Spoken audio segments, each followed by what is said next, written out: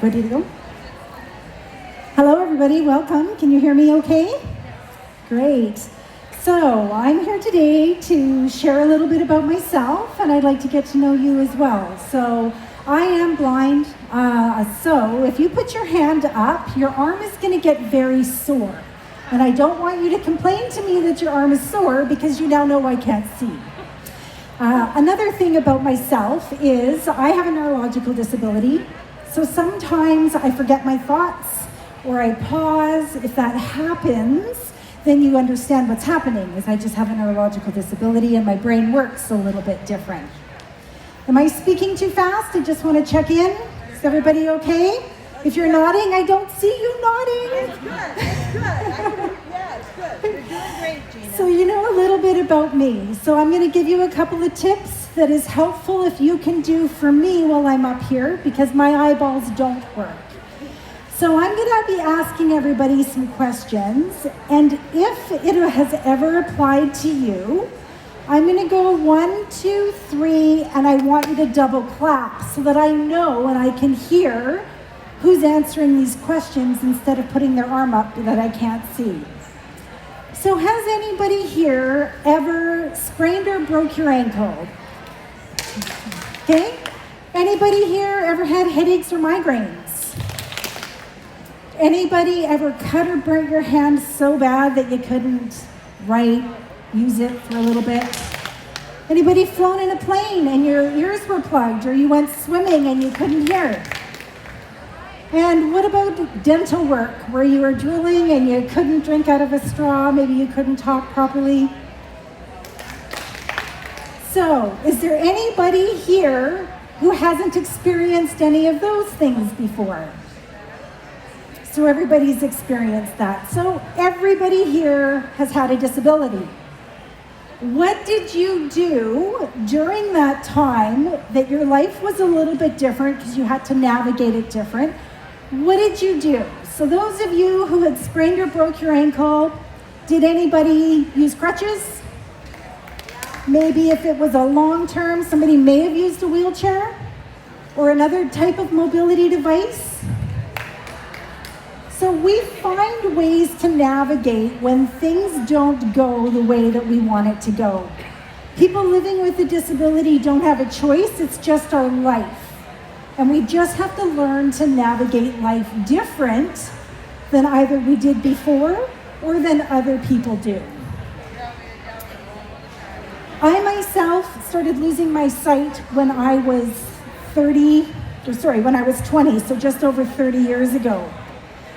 And some of the barriers that I've encountered are the social barriers and the attitudes that go along with disability and the built environment that surrounds us. So for some of you that may have experienced some of those temporary disabilities that I talked about a few minutes ago, there may have been some barriers for you at the time. Those of us who are living with permanent disabilities face barriers often throughout our day. Some of the biggest barriers, like I say, is the social stigma and the attitudes that go along with it. A lot of the time, what my experience is people are just uncomfortable. They don't know what to say, they don't know what to do, they don't want to say something that offends, or they don't want to embarrass themselves that they actually don't know. So it's just easier to take a step back and avoid. So that doesn't create inclusion. We've spent so much time teaching people living with disabilities how to fit into society. What we need to do is teach society how to work with us so that we can create inclusion. We hear the words diversity, equality, accessibility, inclusion all the time, but what do they mean? And how do we make the change? So from my lived experience, people are often quiet around me. Now, quiet is not helpful. What is helpful is saying hello. When you say hello, a few really great things happen. Because I have vision loss and can't see, I can't see your smiles, your nods, your friendly gestures that you give each other all the time. Those of us who can't see miss out on it. So your verbal hello is that smile, that nod, that friendly gesture that people give. With the word hello alone, you have alerted me that you are there. So now you've given me the opportunity to ask you for help or answer a question if I needed it. But just saying hello, you didn't insinuate I needed help by asking. So your hello just treated me like anybody wants to be treated, but you now know that somebody who can't see needs to hear that smile, that nod, because we can't visually see it. Some other little helpful tips when you meet somebody who is blind, or you meet anybody to, is introduce yourself. If you want to be helpful and you want to offer your assistance and you walk up to somebody who is blind, and you can tell usually because they have a white cane or a guide dog, introduce yourself and say, "Hello, I'm Taya. Would you like some help crossing the road?" When you use your name with us, you and I make a connection because I visually cannot do that. So your name is our connection. If you know the person's name and you know they have low vision, then use it. Say, "Hi, Gina." Because when you use my name, I then know you're talking to me. I can't see your intentions. I can't see that you're looking at me, so I don't always know. Saying, "Hi, Gina," gets my attention. I know you're talking to me. "Hi, Gina, it's Taya." Then I know who I'm talking to, because I can't always identify people by voice alone. And especially with lots of different noises, it really takes away from hearing what somebody's voice sounds like. If I wasn't expecting my husband to be here and he walked up to me in a room like this, I may not recognize his voice just because of all of the surrounding sounds. So as we're moving forward and we hear all these words like inclusion and diversity, and we've learned how to figure out how to communicate with each other, is when we're going to start really creating that inclusiveness. Most disabilities are non-apparent, so you cannot see them. I use the word non-apparent because we don't need to hide and they don't need to be invisible, they're just non-apparent. So I also have 2 non-apparent disabilities. I have ADHD and epilepsy. So my brain works a little bit differently, and sometimes that's difficult for people to understand because they haven't had that experience. What I'm finding is the more that I'm sharing with people about what I need and how they can best support me, it takes that guesswork out, so people aren't like wondering. No two people or their abilities are the same, whether you have a disability or not. Nobody's experience is going to be the same because we don't all have the same support systems. We don't all have the opportunity to go to training or rehab. We don't all have the same financial opportunities. And we are all at different acceptances in our journey in life, disability or not. We are all just people. So everybody here has experienced that temporary disability that I talked about. There are lots of different tools and devices out there that can make life easier. So as we age, our abilities change.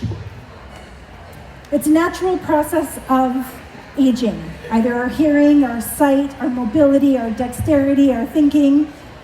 We're aging, so we need to find new ways to navigate life. So this is one helpful tool that is really great for people who maybe don't have the mobility in their hips or their backs. Sometimes it's people have a hip replacement or they have a permanent back injury. This is a swivel cushion. It's a really great thing to have in a car, help you to get in and out of a car, just being able to swivel really easy. And it's just a really great tool at home if you have a chair without arms, just to navigate. Getting in and out of a car, sometimes we have shoulder injuries or our wrists hurt and we can't always reach the seat belt. So there's small little devices. This is part of a dressing stick that can easily pull your seatbelt over. Can just fit in the side where the door is. This is an external handle. So when you open up your door, where your door locks, this piece of metal locks in and it becomes an extra handle for you. It also breaks the window, can slice the seatbelt off in an emergency as well, but it gives you that extra handle for the support. Sometimes getting up independently can be a little bit challenging. This little tiny device, unroll your window, you now have a handle. It can help pull you up.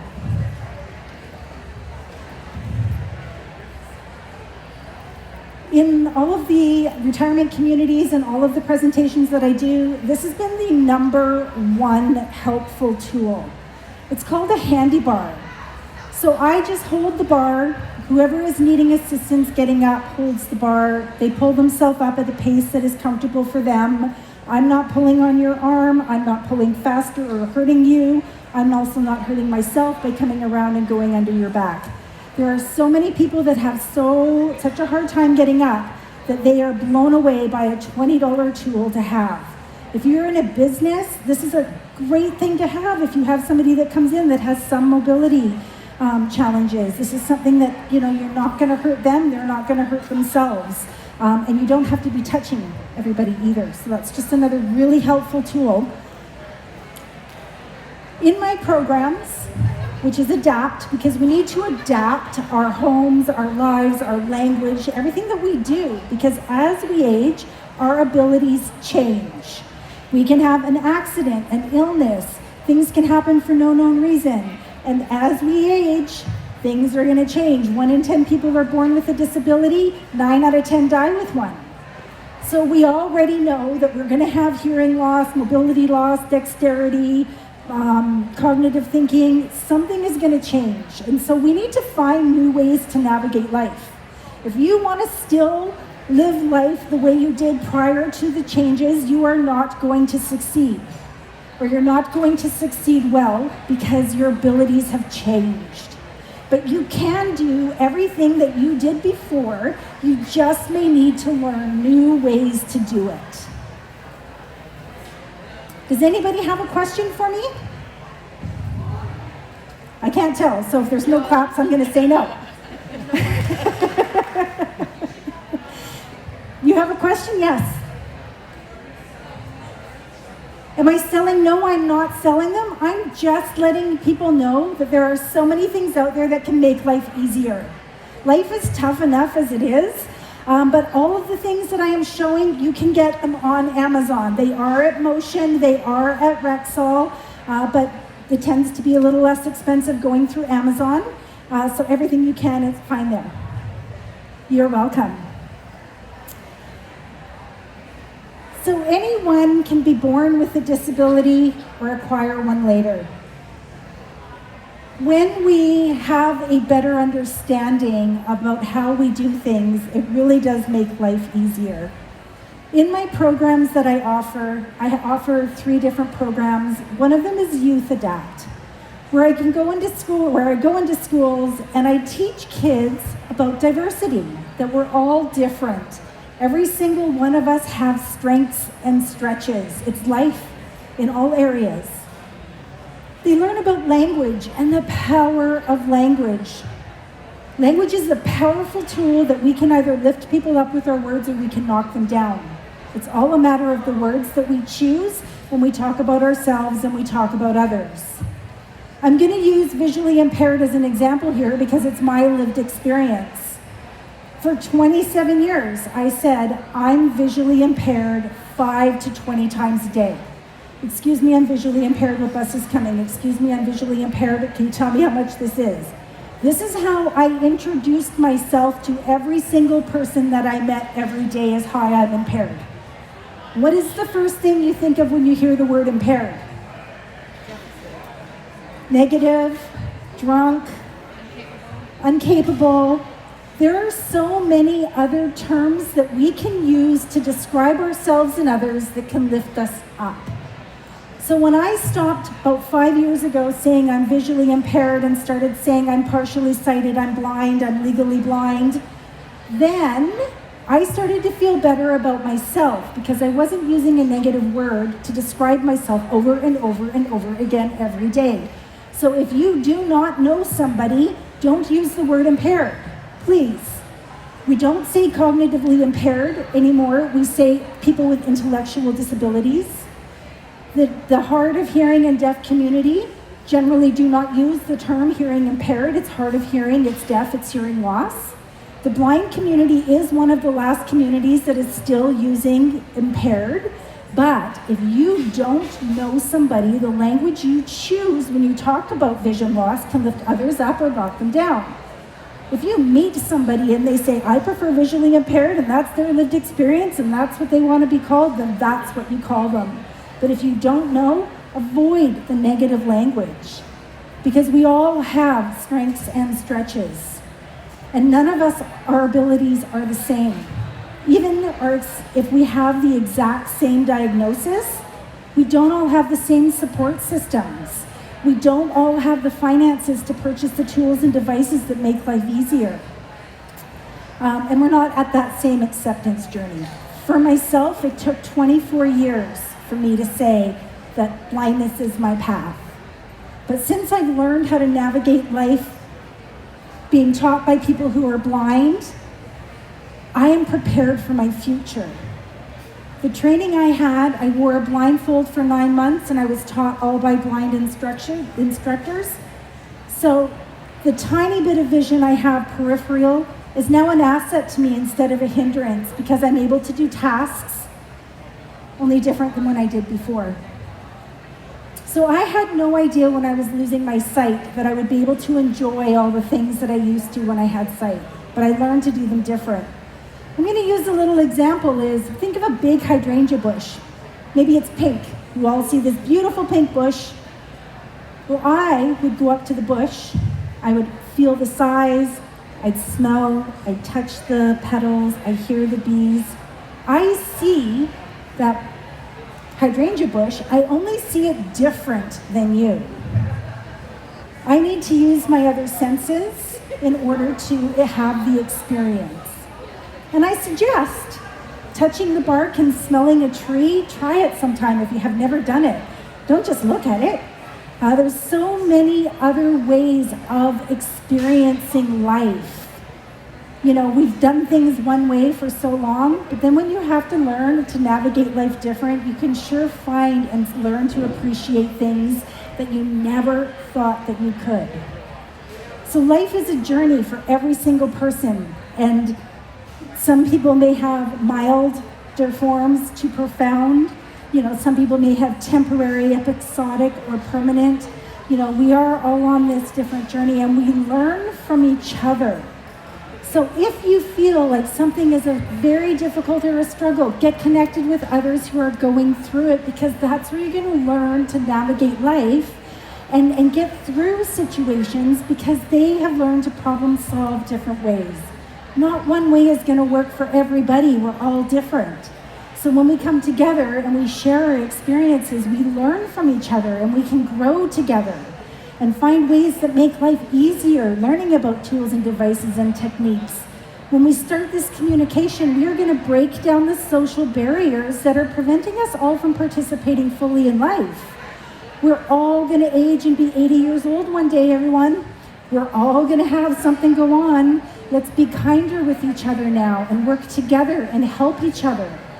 When you had that temporary disability and your ankle was broken, was it nice for you when people were nice to you? Absolutely. Was it helpful that there were tools and devices out there that made your life easier? We shouldn't be awkward to see other people using them in work and in life. There's nothing wrong with having a disability. And there's so much stigma around it, but there's a spectrum for every single person, no matter what the disability is that they're going through. You could have somebody who has dyslexia and have 5 people standing up here, and none of them are going to see it exactly the same.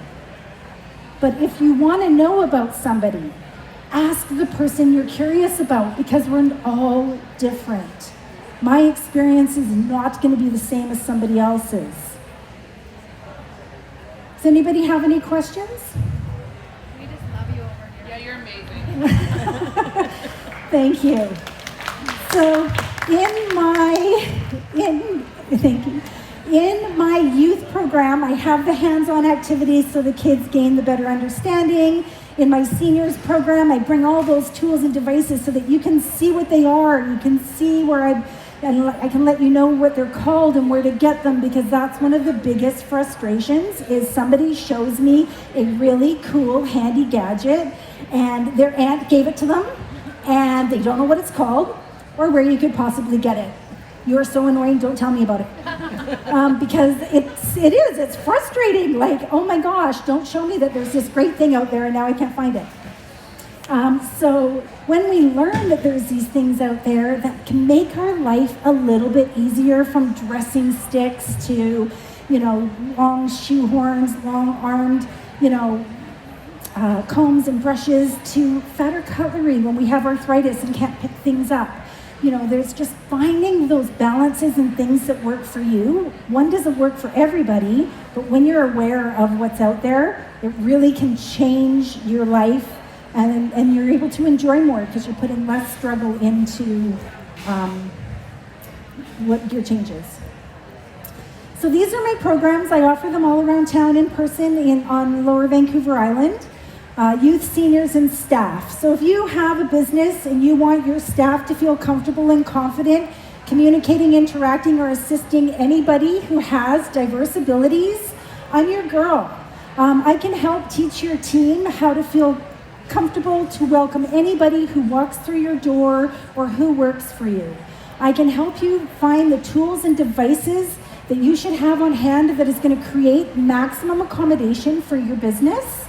Your staff, anybody could have an accident at every time, and when you know about these things and you have them on hand, you really make people feel welcomed and comfortable, because we all do have strengths and stretches and differences at times. One thing that I really do encourage and promote is ASL. Now, when I'm in schools, I talk to kids about it, because if we all knew a tiny little bit of sign language, then when we hit 80 years old, and my mom is close, and my mom says she doesn't need hearing aids, but I guess she does. If we all knew a little bit of sign language, there wouldn't be a barrier. And it's really hard as we age to make these really big adjustments. So if we start learning now, by the time we hit 80, if it's not us, it's going to be somebody we know for sure who's going to have hearing loss. You can, if you're the chatty kid, you can talk in class and not disrupt the rest of the classroom. Your teacher can talk to you during a lockdown situation.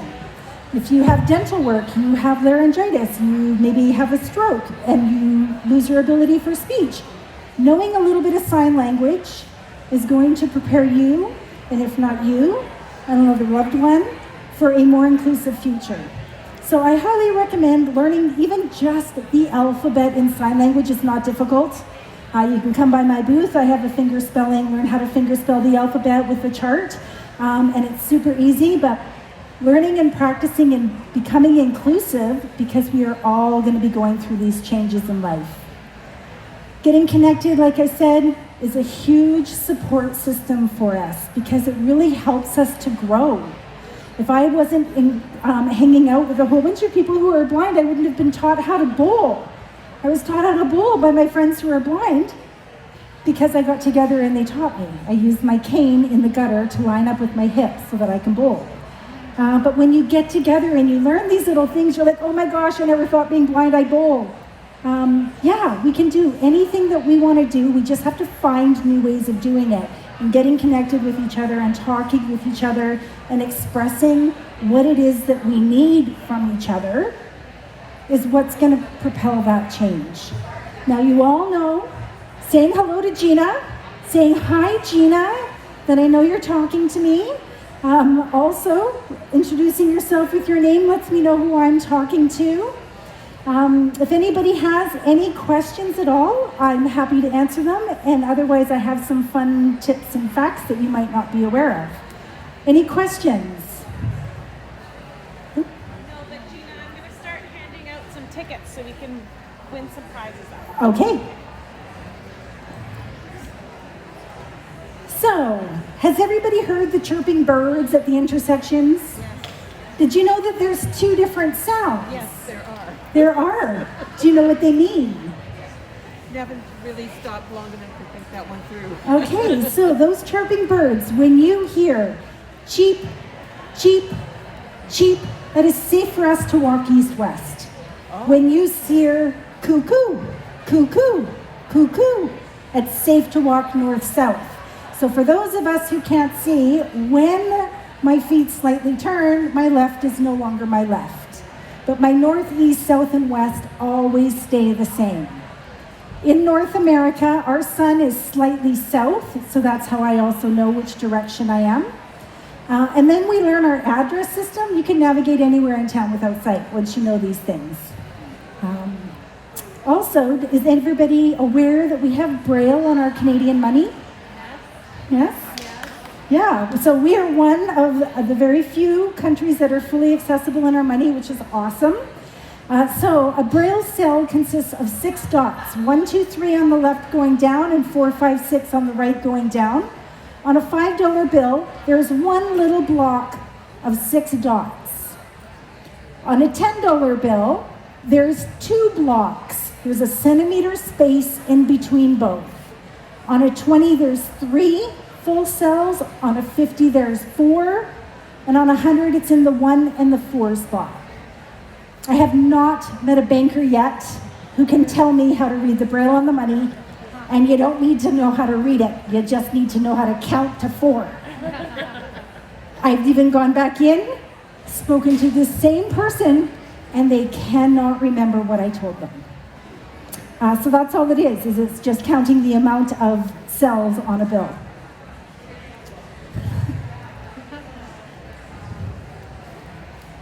So are we doing a draw? I do have a draw. Are you all done? Does anybody have any other questions at all? I want to talk to you at the end. I'm a teacher. Okay. And I would love to bring your program into my classroom. So let's chat at the end. And I have a disability. I have a service dog. And I'd actually like to present you to my school board office because I've had many microaggressions towards me with my service dog and that I shouldn't be capable of teaching if I need a medical device. So I want our board office to do a better job of educating the staff because it's acceptable for a student to have a medical device but not a staff member. Yes. So I really would like to chat with you at the end. I'd love to. Thank you. Thank you. So in order to make the changes in the world, we have to start adapting and making those changes in our language, in the way that we view people, because we are all different. We don't know what people's journey is. It's be kind to each other. You know, life is tough enough as it is, disability, not disability.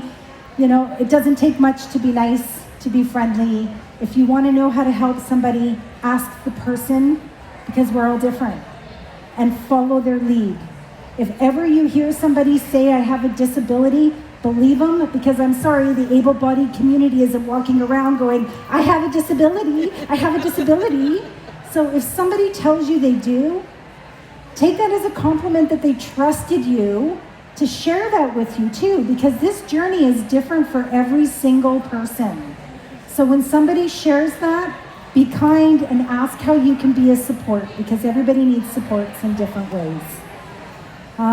We have a draw for one of my programs. Is that what we're... Yeah. Okay. If you want to do that, we can do that. Do you want to pull the tickets? Or was there I can something read it else? For you? I have health bucks also. Oh, health bucks. Oh, okay. Well, and we have one for... we have 2 then. Okay, lovely. It's number 5? No? Nope. 2658. Yeah. Lovely. Perfect. So I'm offering one of my programs, either my staff program, my youth program, or my seniors program, either for you to use yourself or for you to donate to an organization or a group. Wonderful. Yeah. You're welcome. And the next one we have, you want to pull another ticket and Sure. I'll read it? This is for 50 health bucks. Let's go to any booth for today. Last 4 numbers, 2662. There We are. Happy shopping. So thank you everyone for coming. If anybody has any questions or would like to know anything, I'm here. I'm going to pack my stuff up, but I have a booth, 606, if you want to come and chat with me a little bit more. Thank you.